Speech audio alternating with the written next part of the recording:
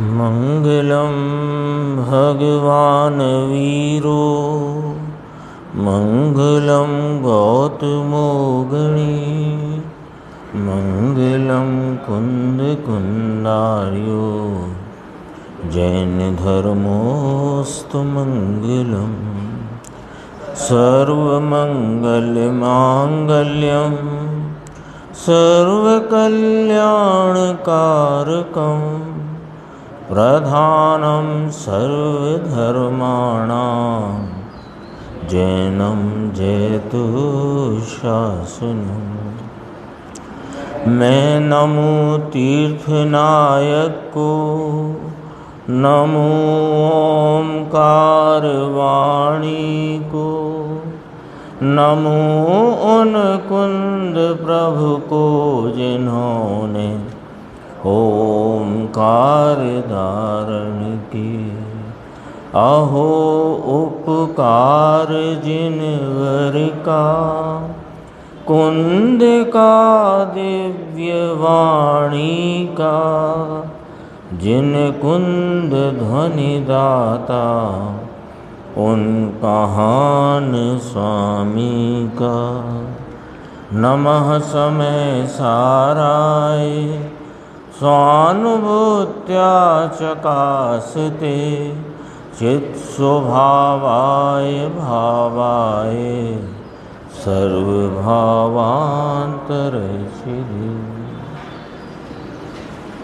समय सारणी परमागम ग्रंथ के टीकाकार आचार्य अमृतचंद्र देव द्वारा जो परिशिष्ट के रूप में साध साधक अधिकार आया है, उसमें 269 कलश का भावार्थ का प्रवचन गुरुदेव श्री का अपन ने सुना और 270 कलश भी आज प्रारंभ किया।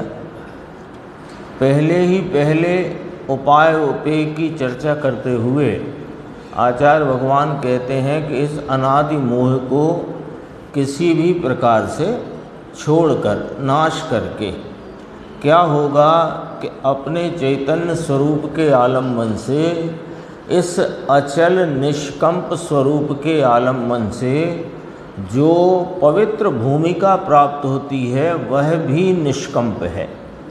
ऐसी उस निष्कंप भूमिका में कौन वर्तन करता है कि वे आत्मा के आराधक, मोक्ष मार्ग के साधक, वे जीव ज्ञाननय और क्रियानय की परस्पर तीव्र मैत्री के पात्र होते हुए इस भूमिका में प्रवर्तन करते हैं, इस भूमिका में वर्तन करते हैं।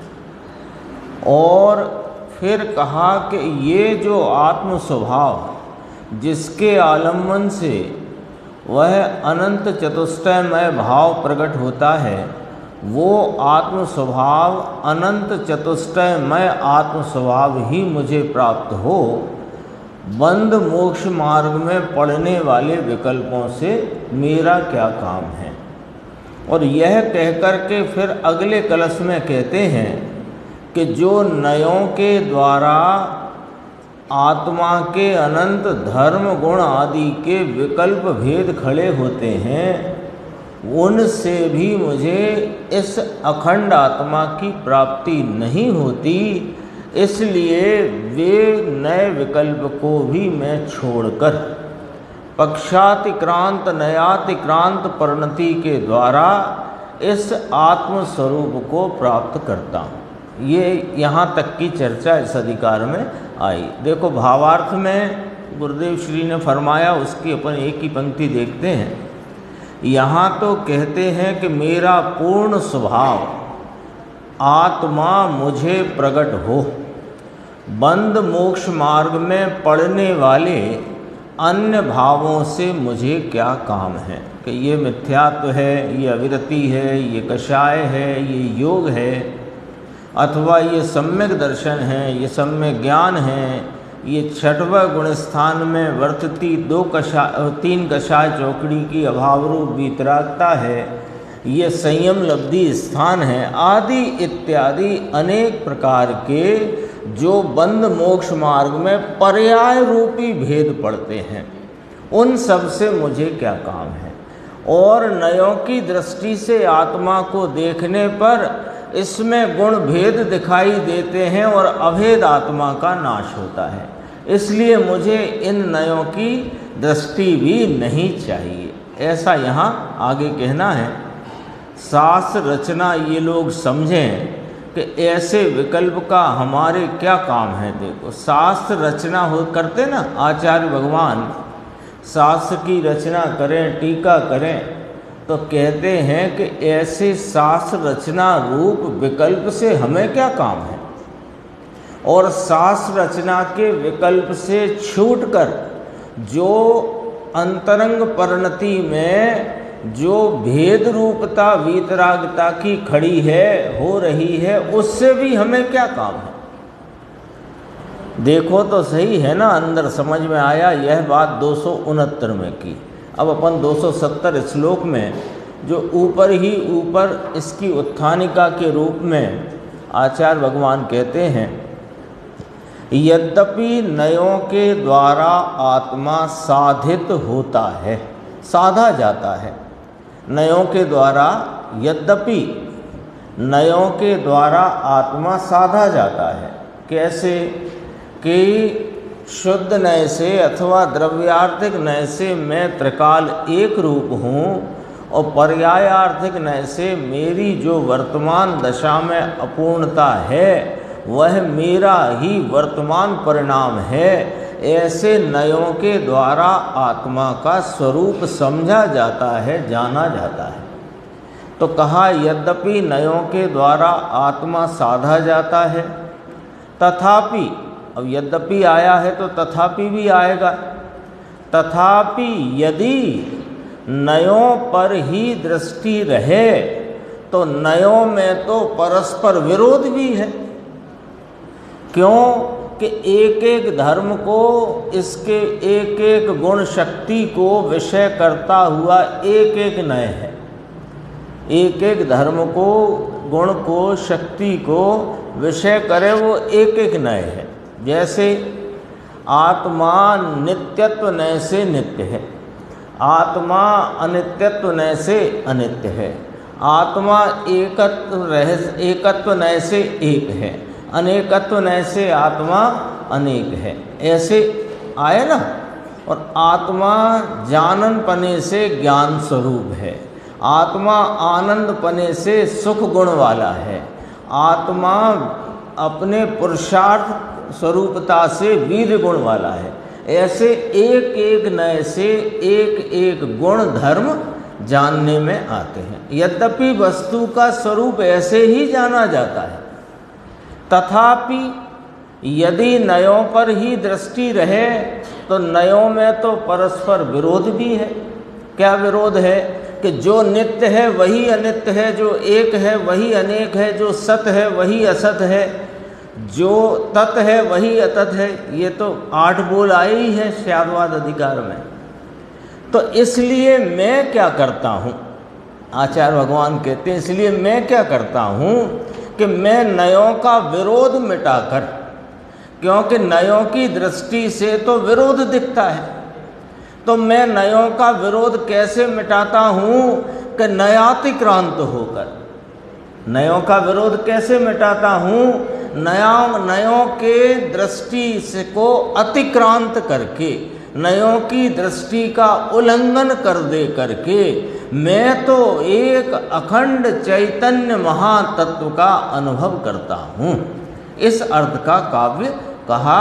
उसका अपन नीचे श्लोकार्थ देखते हैं। देखो, चित्र आत्मशक्ति समुदायमय अयम आत्मा, अनेक प्रकार की निज शक्तियों का समुदायमय यह आत्मा, अयम आत्मा, यह आत्मा। यह और वह का फर्क समझते हैं ना भाषा में, यह और वह का फर्क। कोई वस्तु हो, आपसे पूछें कहाँ रखी है तो आपका वह रखी है, और कहो यह रखी है, तो दोनों का फर्क आया ना समझ में। यह आत्मा है अनेक प्रकार की निज शक्तियों का समुदाय। अनंत प्रकार की शक्तियां गुरुदेव ने गिनाई ना, 47 शक्तियां। है ना, जीवत चिति दृषि ज्ञान सुख प्रभुत्व विभुत्व सर्वदर्शित सर्वज्ञत, ऐसे करके उनने 47 शक्तियाँ गिनाई। तो 47 तो अब नाम आए, अनंती शक्तियाँ, ज्ञान दर्शन सुख चारित्र वीर्य आदि अनंते गुण, और नित्य अनित्य एक अनेक आदि अनंते धर्म, और जितनी पर्याय रूप वर्णमन की योग्यता है वो भी धर्म। इन सब का समुदाय स्वरूप यह आत्मा है। तो उस आत्मा को नयों की दृष्टि से, अब जरा देखना, भाषा थोड़ी सी कठिन है, भाषा कठिन है, भाव सरल है। देखो अंकुर भाई, निर्देश भाई, देखो भाषा थोड़ी सी कठिन लगेगी पर भाव एकदम सरल है। क्या कहते हैं, नयों की दृष्टि से, अब नयों की दृष्टि तो समझ गए ना, नय क्या करता है कि वस्तु में भेद दिखाता है। जैसे नित्यत्व नय से आत्मा नित्य है, अनित्यत्व नय से अनित्य है, जानन पने से ज्ञान स्वरूप है, आनंद पने से सुख स्वरूप है, आदि इत्यादि भेद दिखाता है। ठीक है, तो ये ऐसे अनंत शक्तियों का समुदाय में आत्मा, इसको जो नयों की दृष्टि से देखा जाता है तो इसमें खंड खंड रूप दिखाई देते हैं। ज्ञान दर्शन सुख चारित्र वीर प्रभुता विभुता, है ना, उधर शक्तियों से लो तो जीवत्व चिति दृषि ज्ञान सुख, ऐसे अनेक प्रकार के भेद दिखते हैं। तो भेद दिखने से क्या होता है कि सद्दह प्रणश्यति, तत्काल नाश को प्राप्त होता है। क्या? अभेद भाव। आत्मा नाश को प्राप्त नहीं होता, वो तो अनुत्पन्न विनष्ट स्वरूप है। नाश को कौन प्राप्त होता है कि इन भेद नयों की दृष्टि से आत्मा को देखने पर वह जो इसका अभेद अखंड स्वरूप है, वो इसकी अखंडता अभेदता नाश को प्राप्त होती है। सद्दह प्रणश्यति, तत्काल, तत्काल माने जिस काल नय का प्रयोग करो उसी काल। ठंडाई होती है ना, ठंडाई, अभी तो गर्मियों में उसका उपयोग करते हैं ना, तो ठंडाई में आप घूंट ऐसे भरा, तो जिन्होंने बनाई है उन्होंने भी सबसे पहले उनने ही उसको घूंट लिया उसका ऐसे। तो वो उन्होंने नयों की दृष्टि से देखा, कैसे कि शक्कर ठीक है कि नहीं, काली मिर्ची बराबर आई कि नहीं, धनिए का स्वाद है कि नहीं, बादाम का स्वाद है कि नहीं। ऐसे जो बादाम नय से ठंडाई, काली मिर्च नय से ठंडाई, शक्कर नय से मिठास नय से ठंडाई, ऐसे ठंडाई के भेद दिखाई देते हैं। ठीक है ना, लेकिन कब दिखाई देते हैं? तत्क्षण, उस ही काल में। और अभेद रूप जो एक ठंडाई का ठंडाई पना है वो स्वाद में ही नहीं आता। आता है क्या? और जो कोई इन मिठास आदि जो भिन्न भिन्न भाव हैं इनको लक्ष्यगत न करता हुआ एक ठंडाई का ही स्वाद लेता है, उसे ठंडाई का स्वाद अखंड आता है। यह दृष्टांत है, ये वाले बात को पकड़ने का। भाव सरल है। देखो, नयों की दृष्टि से खंड खंड रूप किए जाने पर तत्काल प्रणश्यति, नाश को प्राप्त होता है। इसलिए मुझे ऐसा भेद रूप आत्मा तो चाहिए नहीं, तो इसलिए मैं ऐसा अनुभव करता हूँ कि अनिराकृत खंडम अखंडम, ये बड़ा जोरदार शब्द आचार्य भगवान ने इस कलश में प्रयोग किया है। और इसमें समझो ये तीन शब्दों के द्वारा वस्तु के स्वरूप को ऐसा खड़ा कर दिया, जाजल्यमान खड़ा कर दिया। अनिराकृत खंडम अखंडम क्या है इसका मतलब? पहले मतलब समझ लो, फिर आगे पढ़ते हैं। अनिराकृत यानी जिसका निराकृत नहीं किया जा सके, यानी वे जो खंड नाम इसमें अनंत शक्तियों के धर्म गुणों के भेद हैं वे कोई भेद मिटाए नहीं जा सकते, उनको निराकृत नहीं किया जा सकता। नीचे इसका वो भी है, देखो निराकृत का, बहिष्कृत नहीं किए जा सकते भेद बहिष्कृत नहीं किए जा सकते, दूर नहीं किए जा सकते। वो बोतल लिखा है, बोतल नहीं है, बातल है, बातल नहीं किए जा सकते, ना कबूल नहीं किए जा सकते कि हमें नहीं है कबूल, ऐसे नहीं किए जा सकते। कबूल करना होगा। वस्तु में अनंत धर्म हैं, शक्ति गुण भेद हैं, ये कबूल करना होगा। तो फिर कबूल करते हैं तो नयों की दृष्टि से तो खंड खंड दिखता है, लेकिन खंड रूप होने पर भी वो खंड की दृष्टि से नहीं देखने पर यह अखंडम एक अभेद आत्मा ही है। अनिराकृत खंडम अखंडम, खंड रूपता का निराकरण नहीं किए जाने पर भी वो अखंडम वस्तु है। ऐसा नहीं कि गुण भेद होते ही नहीं, चलो ऐसे नहीं, गुण भेद, अरे दृष्टि में नहीं, दृष्टि गुण भेद पर नहीं, जो नयों की दृष्टि है वो गुण भेद की दृष्टि है, और नयातिक्रांत जो दृष्टि है वो गुण भेद होने पर भी एक अखंड को देखती, जानती, अनुभवती, आलम्बन करती दृष्टि है। ये तो समय सार कोई अद्भुत ग्रंथ है, जिसका दोहन पूज्य गुरुदेव श्री ने 45 वर्षों तक निरंतर किया। एक समय भी, मतलब एक दिन भी ऐसा न निकला जिस दिन गुरुदेव श्री ने समय सार का वांचन सभा में न किया। जब वांचन किया तो ये समय सार कभी उनका छूटा नहीं है।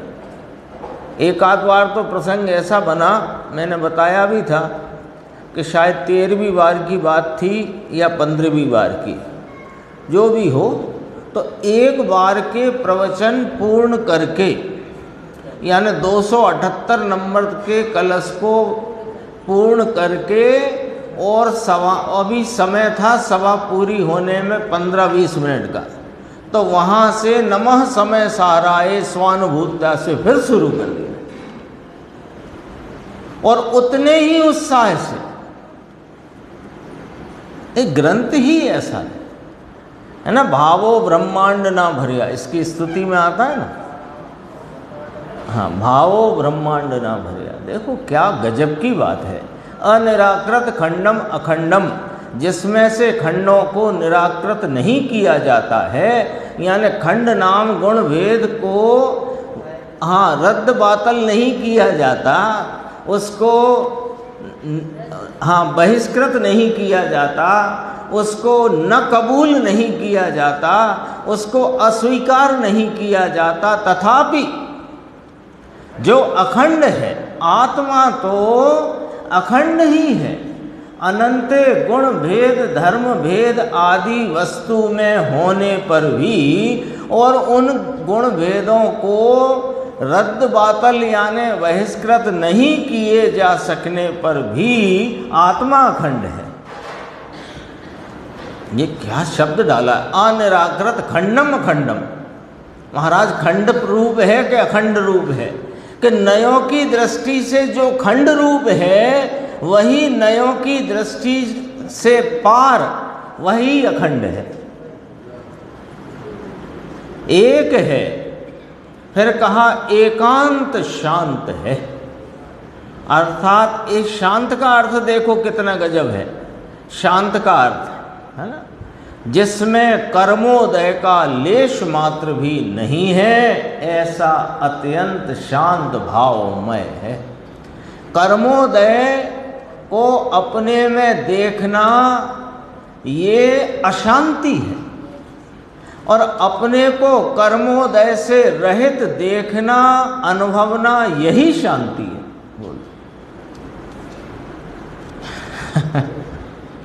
तो कर्मोदय नहीं है क्या? अरे कर्मोदय हो, कर्मोदय में मैं कर्मोदय से रहित हूँ, ऐसे देखने में शांत है। ऐसी बात को, ऐसे भाव को एकांत शांत कहा। अब देखो, और अचलम, अब अचल की व्याख्या देखो, अर्थात कर्मोदय से चलायमान नाम च्युत नहीं होता, हुआ करे कोई कर्मोदय। अचल शब्द का प्रयोग बहुत स्थान पर आया है। अचल शब्द का एक सामान्य जो सब जगह यही अर्थ प्रयुक्त होता है, आत्मा के संबंध में अचल कहने पर एक ही अर्थ प्रयुक्त होता है, वही उपयुक्त अर्थ है कि यह अपने स्वभाव से कभी चलायमान नहीं होता, यही अर्थ है सब जगह। आया ना, अखंड है, एक है, एकांत शांत है, और अचलम, अचल है, अर्थात कर्मोदय से चलायमान यानी च्युत नहीं होता, अपने स्वभाव से यह स्खलित नहीं होता, अपने स्वभाव को ये कभी छोड़ नहीं देता। दर्शन मोहिनी का तीव्र उदय है तो आत्मा के स्वभाव का क्या बिगड़ गया है बताओ?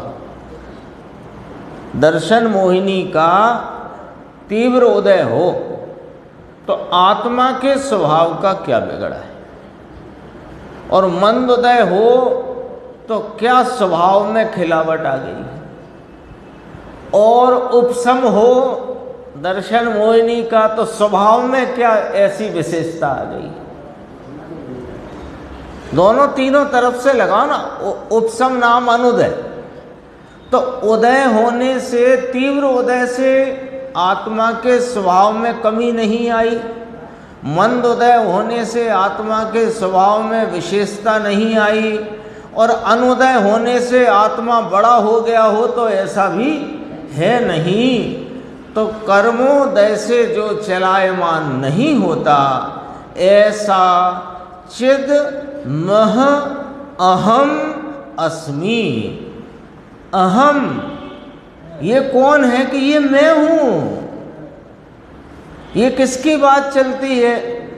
मेरी ना। अपने को सुनने की भी एक इस प्रकार की रीति और पद्धति, आदत ऐसी बननी चाहिए कि आत्मा की बात चलती है माने मेरी बात चलती है।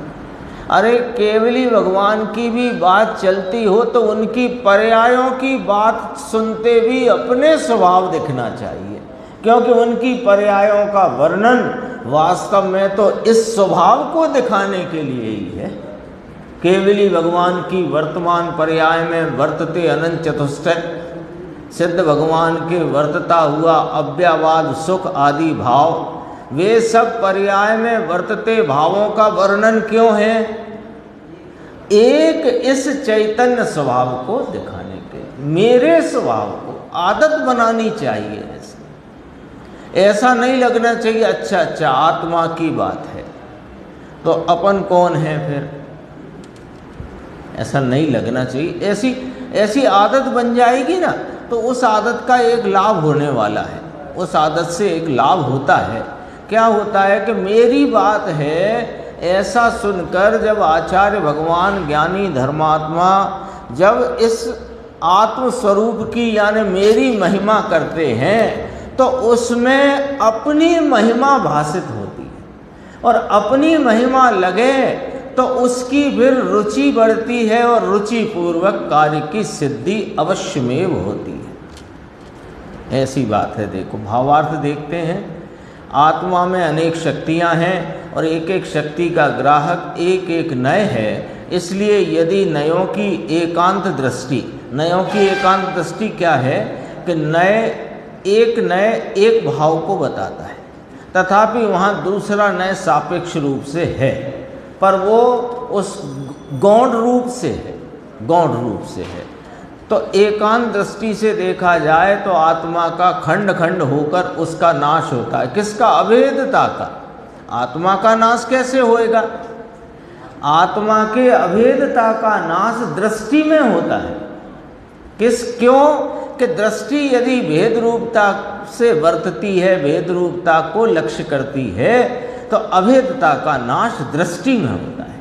देखो, ऐसा होने से स्यादवादी क्या करते हैं कि नयों का विरोध दूर करके चैतन्य मात्र वस्तु को अनेक शक्ति समूह रूप, सामान्य विशेष रूप, सर्वशक्तिमय एक ज्ञान मात्र। क्या ये देखो, इसका अर्थ है यहाँ पर अनिराकृत खंडम अखंडम, इसका अर्थ नीचे ये आ गया। देखो, चैतन्य मात्र वस्तु को अनेक शक्ति समूह रूप, सामान्य विशेष रूप, सर्वशक्तिमय, ये खंडम, फिर अखंडम एक ज्ञान मात्र। ये खंडम अखंडम ये आचार्य भगवान इतने अल्प शब्दों में कितने गंभीर भाव कहते हैं। देखो, खंडम का अर्थ क्या हुआ? अनेक शक्ति स्वरूप है कि नहीं आत्मा, अनंत गुण स्वरूप है कि नहीं, अनंत धर्म स्वरूप है कि नहीं। तो ऐसा आत्मा, सामान्य विशेष स्वरूप रहा आत्मा कैसा है कि एक ज्ञान मात्र अनुभव में आता है, खंडम अखंडम। ऐसा ही वस्तु का स्वरूप है, इसमें विरोध नहीं है। इस पे देखो गुरुदेव ने जो इसकी उत्थानिका पे जो चर्चा की है वो थोड़ी सी अपन देखते हैं जरा। पेज नंबर 172 है, वो जो कलश पूरा हुआ ना उसके 2-3 पैराग्राफ के बाद है। यद्यपि नयों के द्वारा आत्मा साधित होता है, ऐसा सिद्ध करना है कि नयों से आत्मा साधा जाता है। ज्ञान में आत्मा का स्वरूप नयों के द्वारा जाना जाता है, परस्पर विरुद्ध नय होने पर भी। इसलिए तो वस्तु एक एक विकल्प से साबित होती है, एक एक विकल्प से साबित होती है। अनित्यत्व नय से आत्मा अनित्य है और नित्यत्व नय से नित्य है। तो सामान्य विशेष स्वरूप साबित हुआ। कैसे हुआ? जो सामान्य है वही विशेष है, ये सिद्ध करो। सिद्ध करो कि जो सामान्य है वही विशेष है। कैसे सिद्ध होगा? जो सामान्य है वही विशेष है, तो सामान्य और विशेष तो विरुद्ध भाव है। तो फिर वही सामान्य वही विशेष है कैसे हुआ? कि वह अपनी एक रूपता से सामान्य है और पर्याय में होती विविध रूपता से विशेष है। तो ये नए लगे कि नहीं लगे? नए लगने से ही वस्तु सिद्ध होती है, साबित होती है। तथापि ऐसा होने पर भी यदि नयों पर ही दृष्टि रहे तो नयों में तो परस्पर विरोध भी है। एक नय से नित्य कहे, दूसरे नय से अनित्य कहे। एक नय कहे एक है, दूसरा नय कहे अनेक है। ऐसा कहे कौन? नय। नय कहे माने नय से कहना, जानना। ऐसा समझ में आया? तो फिर परस्पर तो विरोध है। इसलिए मैं नयों का अविरोध करके, नयों का अविरोध करके कैसे? यानी नयों का विरोध मिटाकर कैसे? कि नयों की दृष्टि छोड़कर नयों से वस्तु की सिद्धि करी। जो वस्तु नयों के द्वारा अनंत शक्ति गुणों धर्म का समुदायी आत्मा, वह ख्याल में ज्ञान में बराबर यथार्थ निर्णय में लिया। लेकिन अब नयों की दृष्टि छोड़कर, यानी नए से न देखकर आत्मा को उसके एक अभेद भाव रूप देखता हूँ, तो नयों का विरोध मिट जाता है। अर्थात है उस प्रकार से ज्ञान करके विरोध मिटाकर आत्मा का अनुभव करता हूँ। ऐसे नए के भेद के विकल्प का मुझे काम नहीं है। देखो क्या कहा, पीछे कहा था पर्याय भेद, कौन से बंद मोक्ष मार्ग में पड़ने वाले विकल्पों से मुझे क्या काम है। अब ये जो नयों से उत्पन्न होते गुण भेद, इनका भी मुझे कोई काम नहीं है। क्रिया नय ज्ञान नय पहले स्थापित की थी, पश्चात वहाँ कहा था तत्व प्रकट होता है। फिर बंद मोक्ष के पढ़ने वाले विकल्पों से क्या काम है, ये बात कही थी, याद है ना, बराबर ख्याल में है ना, ये वाली बात कल ही तो आई थी, नहीं है ख्याल में। बंद मोक्ष के बंद मोक्ष पथ में या बंद मोक्ष में पढ़ने वाले विकल्पों से मुझे क्या काम है, इतना याद तो रखना पड़ेगा, है ना। क्या चला था विषय, नहीं तो क्या होगा कि वो आगे आगे चलता जाएगा और पीछे अपने ख्याल में नहीं रहा, तो जब तुम्हें कभी विचार करने का अवकाश मिला तो काय के आधार से विचार करोगे।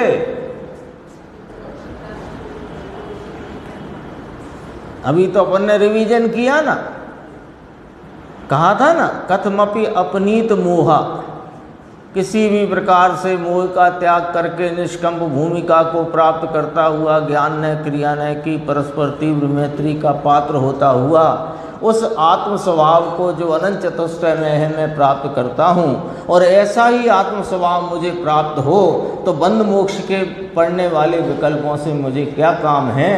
और नयों की दृष्टि से दिखाई देने वाले भेद पढ़ने से वो अभेद का नाश होता है, इसलिए इन नए दृष्टि से पढ़ने वाले भेदों का भी मुझे क्या काम है। यहाँ तक बात आई है।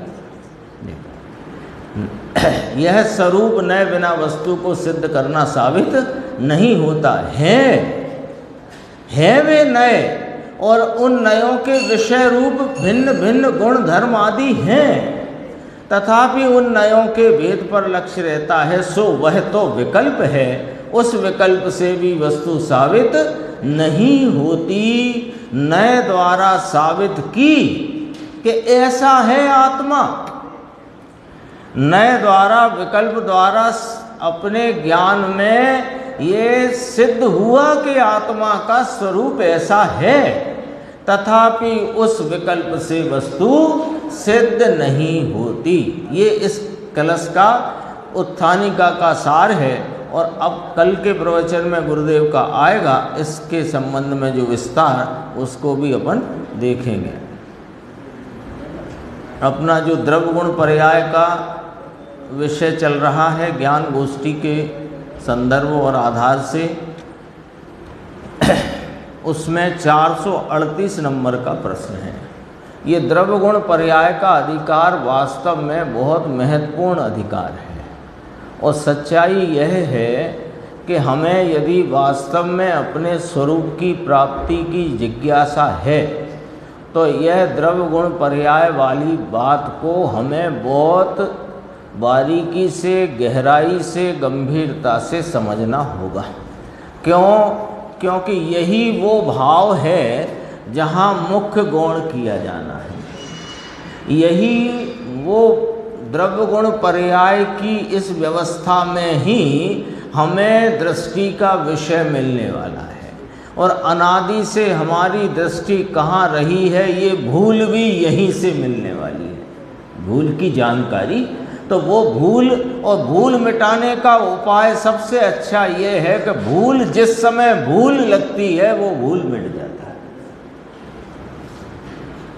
भूल लगे तो मिट जाएगी कि नहीं मिट जाएगी, यही रास्ता है। देखो, सुख का अनुभव तो पर्याय में होता है, तो फिर आत्मद्रव्य की महिमा क्यों गाई जाती है?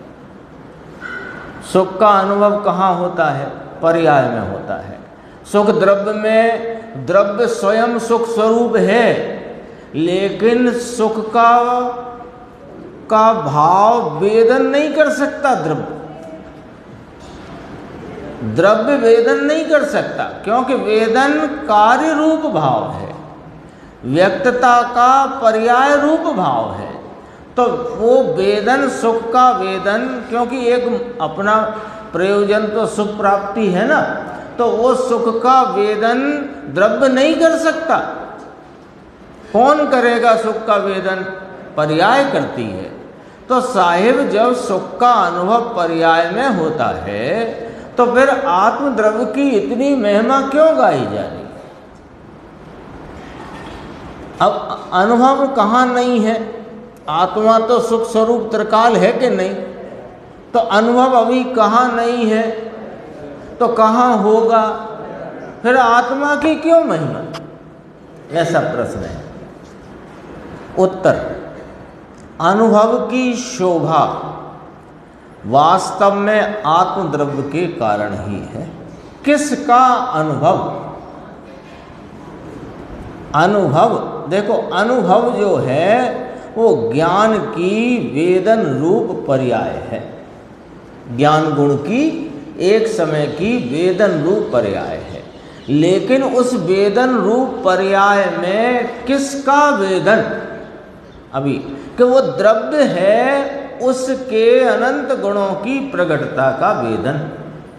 तो आखिर वो भी तो पर्याय का ही वेदन है, पर वो पर्याय किसकी? तो अनुभव की शोभा किससे? आ गई बात। अनुभव की शोभा वास्तव में आत्मद्रव्य के कारण ही है। आत्मद्रव्य कूटस्थ होने से, अपरिणामी होने से, वह द्रव्य ध्रुव स्वरूप होने से यद्यपि अनुभव में नहीं आता, तथा अनुभव तो पर्याय का ही होता है। पर्याय में पर्याय का ही अनुभव होता है। तथापि, यद्यपि आया है तो तथापि जरूरी है।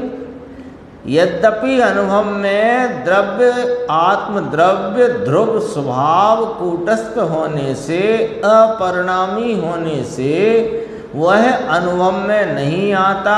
अनुभव तो पर्याय में पर्याय का ही होता है। फिर भी जब तक पर्याय द्रव्य को स्वीकार नहीं करती तब तक अनुभव होता नहीं।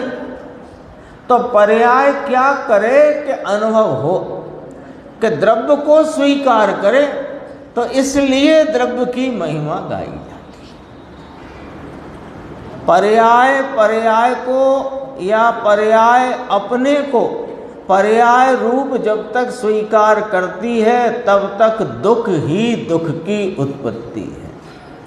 और जब पर्याय स्वयं अपने को पर्याय रूप न अनुभवती हुई अपने को द्रव्य स्वरूप स्वीकार करती है तो उस पर्याय में आनंद आदि अनंत निर्मल भावों का वेदन होता है। तो किसकी स्वीकारता में हुआ?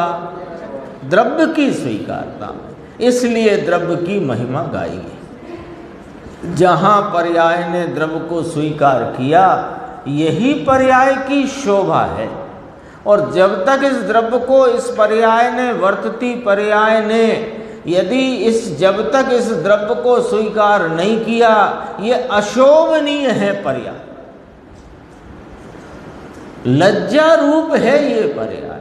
क्यों लज्जा रूप क्यों कह रहे हो?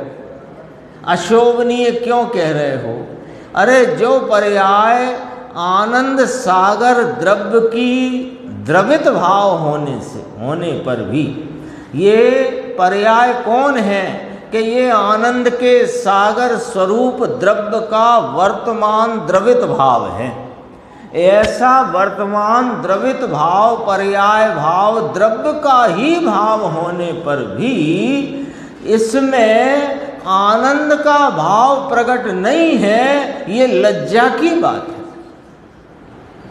लज्जा की बात है, अशोभनीय बात है, ऐसा कहते हैं। आई बात ख्याल में आई? सेठ का लड़का हो, करोड़पति अरबपति का, और फटे कपड़े पहनकर, फटी बनियान, पैरों में चप्पल नहीं, बाहर निकल जाए तो कैसा लगेगा? अशोभनीय। कोई सेठ का लड़का है अरबपति का, तो ऐसे माथे पर डलिया में अरब रुपए लेके थोड़ी चलता है। लेकिन जैसा उसका स्वरूप है, जैसी उसका धनवानपना है, वैसा उसकी प्रकटता में भी हो तो शोभाजनक है। और यदि वैसा प्रकट ना होकर फटीचर दिखाई दे तो ये कोई उसकी शोभा है क्या? है ना? ये तो लौकिक का उदाहरण है। तो ये सुख स्वरूप, आनंद स्वरूप, अनंत अनंत गुणों का धनी, जिसकी अनंत अनंत भाव रूपता में अनंत निर्मलता भरी पड़ी है, ऐसी वस्तु का वर्तमान परिणाम यदि अपनी निर्मलता को व्यक्त करता नहीं है तो अशोभनीय है। तो शोभा किससे? कि द्रव्य स्वभाव की स्वीकारता से। तो जहाँ पर्याय ने द्रव्य को स्वीकार किया वहीं उसकी शोभा है, और यह शोभा वह आत्मद्रव्य के कारण ही है। पर्याय जब तक अपने को पर्याय मानती है अशोभनीय है, और पर्याय जिस समय अपने को द्रव्य रूप अनुभवती है वह पर्याय शोभास्पद है, शोभा स्वरूप है, शोभनीय है। गुरुदेव के उत्तर देने की शैली भी कितनी मीठी और कितनी सीधी। देखो 439, दुख का वेदन तो पुद्गल की पर्याय है ना, ऐसा प्रश्न पूछा है। दुख का वेदन तो पुद्गल की पर्याय है ना, तो कहा किसने कहा कि पुद्गल की पर्याय है? प्रति प्रश्न, प्रश्न पर प्रति प्रश्न, किसने कहा कि दुख का वेदन पुद्गल की पर्याय है? वह तो जीव की ही पर्याय है। दुख का वेदन जीव की पर्याय में होता है। ये तो जीव में से निकल जाता है, यानी जीव को सदा काल दुख नहीं होता, और जीव का दुख रूपता स्वभाव नहीं है, लेकिन जीव की ही पर्याय परिणति में वह दुख पुद्गल के लक्ष्य से होता है। इसलिए 3 पॉइंट आए, 3 पॉइंट आए ना। दुख जीव में से निकल जाता है, निकल जाता है का अर्थ दुख जीव के पर्याय में भी सदा काल नहीं रहता। एक बात, जीव वो जो जीव वस्तु है दुख रूपता उसका स्वभाव नहीं है, दुख रूपता जीव का स्वभाव नहीं है, और जो दुख है वो स्वभाव के लक्ष्य से नहीं अपितु पुद्गल के लक्ष्य से होता है। इसलिए द्रव्य दृष्टि कराने के प्रयोजन से उसको पुद्गल की पर्याय कहा गया है। स्वभाव में दुख है नहीं, सदा काल दुख रहता नहीं, और स्वभाव का आलम्बन लेने से दुख की उत्पत्ति होती नहीं। जो 3 न्याय राग के संबंध में है ना, राग कहो कि दुख कहो एक ही बात है ना, आते ना। सदा काल साथ रहता नहीं, और स्वरूप का अनुभव करने पर दिखाई देता नहीं, और क्या तीसरा है, उसमें चैतन्य का नूर नहीं, है ना, यानी स्वभाव नहीं। यहाँ भी वही बात है, नूर नहीं माने स्वभाव नहीं। जीव में से निकल जाता है, जीव का स्वभाव नहीं, स्वभाव के लक्ष्य से तो होता नहीं अपितु पुद्गल के लक्ष्य में होता होने से द्रव्य दृष्टि के प्रयोजन से उसको पुद्गल की पर्याय कहा गया है। किंतु दुख का वेदन तो जीव की पर्याय में ही होता है, पुद्गल में नहीं, क्योंकि पुद्गल में वेदन करने का कोई गुण ही नहीं है। इधर से भी समझ लो, पुद्गल है ना, तो स्पर्श रस गंध वर्ण वाला और अनेकों मूर्त गुण हैं उसमें, लेकिन स्पर्श में ठंडा गर्मता का प्रकटपना हो, पर ठंडे गर्म का वेदन पुद्गल नहीं करता। ठंडे गर्मपना का वेदन यानी जानना वो आत्मा ज्ञान का भाव है, जीव का भाव है ना। कोई के पुद्गल ही तो होता है ठंडा गर्म, आत्मा थोड़ी होता है, बात ठीक है, लेकिन ठंडे गर्म रूप परिणमित पुद्गल स्वयं नहीं जानता कि मैं ठंडा गर्म, ठंडा गर्म तो जीव जानता है। देखो वेदन दुख का विषय था ना, दुख प्रश्न में, दुख का वेदन तो पुद्गल की पर्याय है ना। अरे कही गई है, क्यों कि स्वभाव के लक्ष्य से नहीं, दुख मेरा स्वभाव नहीं, सदा काल दुख मेरे साथ रहता नहीं, इसलिए पुद्गल के लक्ष्य से उत्पन्न होने से उसे पुद्गल की पर्याय कहा है, तथापि वह जीव की ही पर्याय में दुख का वेदन होता है। ये एक प्रश्न और अपन देखते हैं, गंभीर है, इसको देखेंगे। देख लो 440। पर्याय द्रव्य को तन्मय होकर जानती है अथवा अतन्मय रहकर जानती है। बहुत बहुत गंभीर प्रश्न है। मैं जानबूझ के रुक जाता हूँ थोड़ी देर, क्योंकि वो आप थोड़ा सोचने में आप लोगों को भी समय मिल जाएगा। पर्याय द्रव्य को तन्मय होकर जानती है अथवा पर्याय द्रव्य को अतन्मय रहकर जानती है। तन्मय अतन्मय समझ गए? तन्मय माने उसमें एक में एक होकर तन्मय, तन्मय। तो तन्मय शब्द बना है वो दो शब्दों से बना, तत्मय। तत् माने उसके, मय माने रूप, उस रूप होकर जानती है कि उस रूप हुए बिना जानती है। पकड़ में आई बात? पहले अर्थ भी समझ ले प्रश्न का। तद्द्रव्य को पर्याय जानता कौन है? पर्याय जानती है। अब पर्याय द्रव्य को जानती है तो उसमय होकर जानती है कि उसमय हुए बिना जानती है। ये प्रश्न है, ठीक है। देखो, पर्याय अतन्मय रहकर द्रव्य को जानती है, यानी पर्याय पर्याय रूपता से रहती हुई द्रव्य रूप नहीं होकर के जानती है, अतन्मय होकर जानती है। पर्याय द्रव्य में तन्मय होती है ऐसा कथन आता है ना? आता है ना कथन। जब वर्तमान उपयोग की पर्याय द्रव्य से तन्मय हुई तो अतीन्द्रिय आनंद का भाव प्रकट हुआ है। तो वहाँ तन्मयता का क्या अर्थ है और तन्मयता होती है कि नहीं होती उसका क्या अर्थ है, ये अपन समझेंगे। देखो, ये तो जब पर्याय द्रव्य के सन्मुख होती है तब तन्मय हुई ऐसा कहने में आता है ना?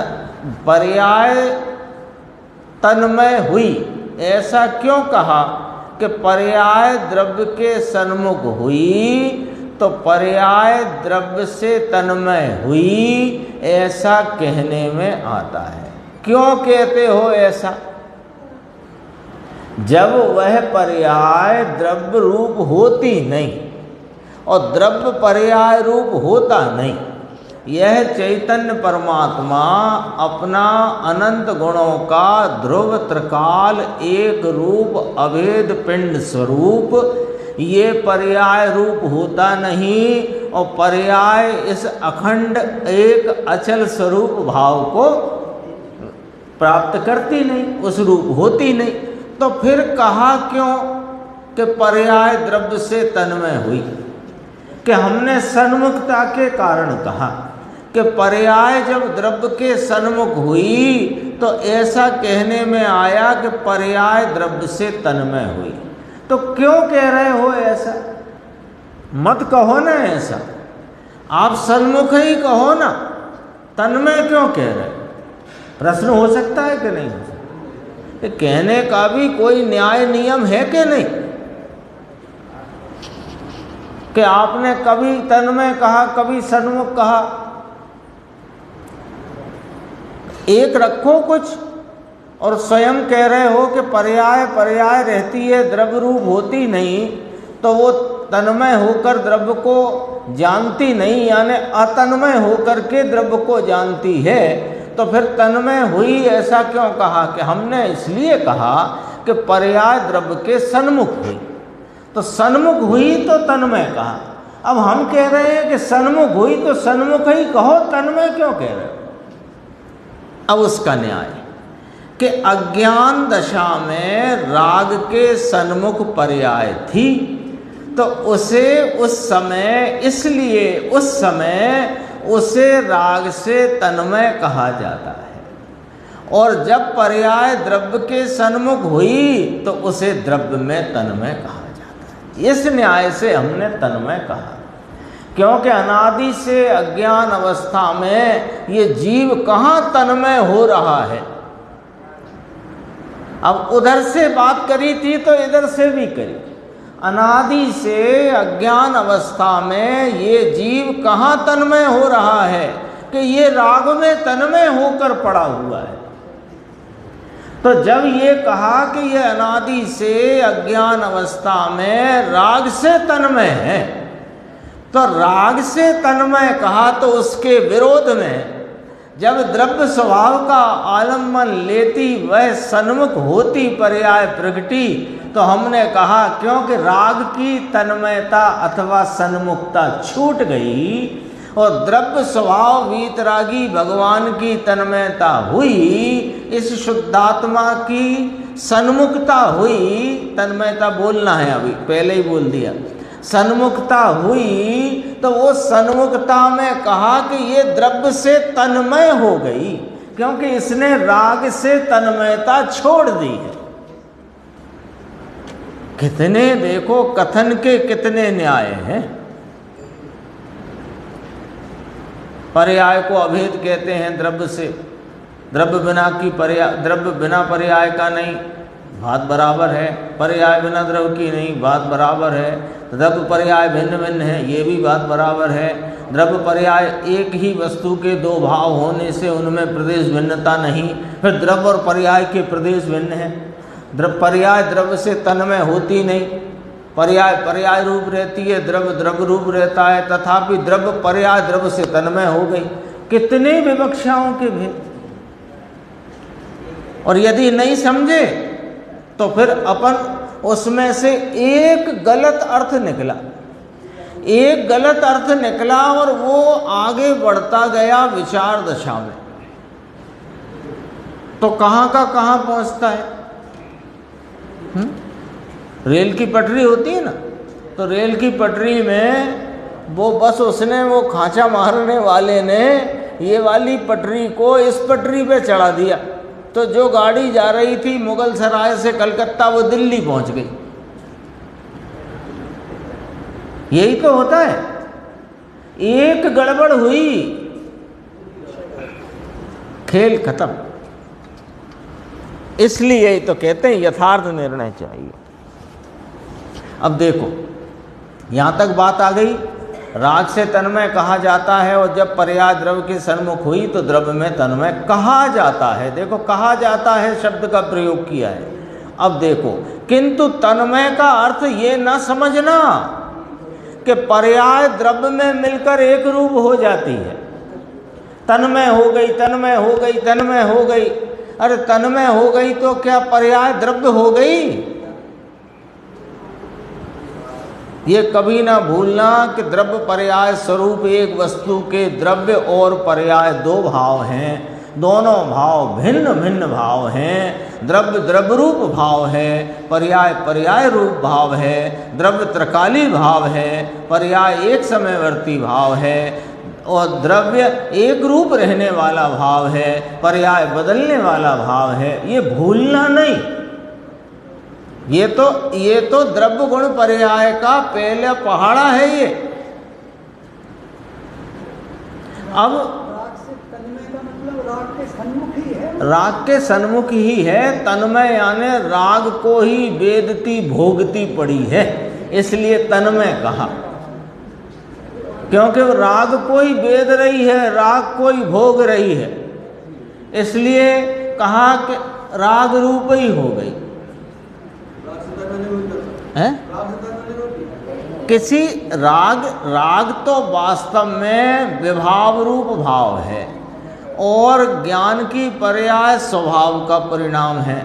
स्वभाव का परिणाम राग रूप होता नहीं, राग स्वभाव रूप होता नहीं। तन्मय का अर्थ यहाँ सन्मुखता, जैसा भाई साहब ने अभी याद दिलाया ना।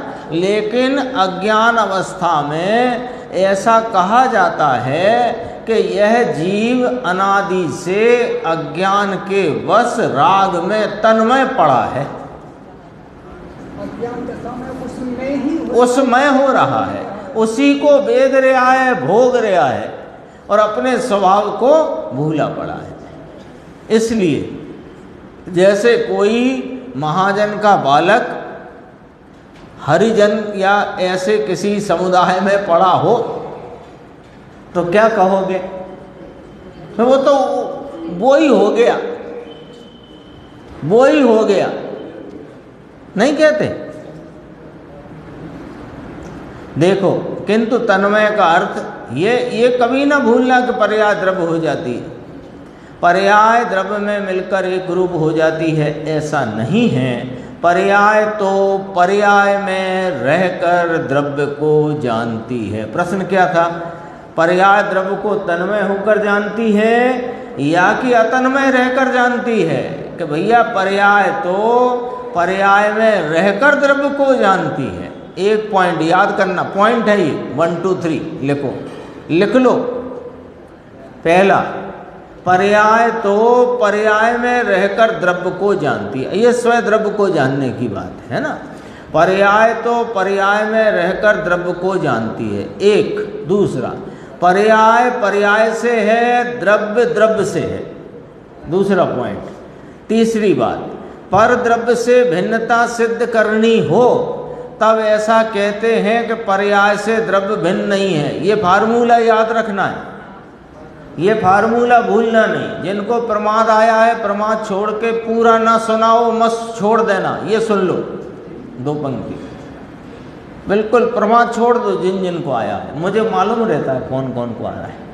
देखो, पर द्रव्य से भिन्नता सिद्ध करनी हो तब ऐसा कहते हैं कि पर्याय द्रव्य से भिन्न नहीं है, किंतु जब वस्तु के 2 धर्म सिद्ध करने हों तो पर्याय से द्रव्य भिन्न है ऐसा समझना, मानना, जानना। पक्का फार्मूला है ये द्रव्य गुण पर्याय का। जैसे गणित में होता है ना ब्याज निकालने का फार्मूला, तो महीने, दर, रकम भागित 100 फार्मूला होता है ना ब्याज निकालने। ऐसे ये द्रव्य गुण पर्याय का यानी द्रव्य पर्याय का फार्मूला है। क्या? कि अन्य द्रव्य से इस द्रव्य को भिन्न सिद्ध करना हो तो पर्याय और द्रव्य अभिन्न है, और जब वस्तु के 2 धर्म द्रव्य और पर्याय ये सिद्ध करने हों तो पर्याय द्रव्य से भिन्न है ऐसा समझना, जानना और मानना। जब जिस अपेक्षा से कहने का जो आशय हो उसे यथा योग्य समझना चाहिए। जब पुद्गल से द्रव्य की भिन्नता कराते हों तो आत्मा और आत्मा का राग परिणाम भी आत्मा का। देखो ये फिर याद करा देते हैं, 1 मिनट लगेगा। वो अपने पास तो माल ताल बहुत है ना गुरुदेव श्री का, इसमें इतना भाव है कि जितना पढ़ो उतना निकलता है। देखो, शरीर आदि 9 कर्म को तथा द्रव्य कर्म को बाह्य तत्व कहना हो तो राग को स्वय तत्व कहा जाता है। राग को बाह्य तत्व कहना हो तब निर्मल पर्याय को स्वय तत्व कहा जाता है, और निर्मल पर्याय को बाह्य तत्व कहना हो तो त्रिकाली द्रव्य को स्वय तत्व कहा जाता है। फार्मूला है ये। चलो शेष चर्चा आगे की।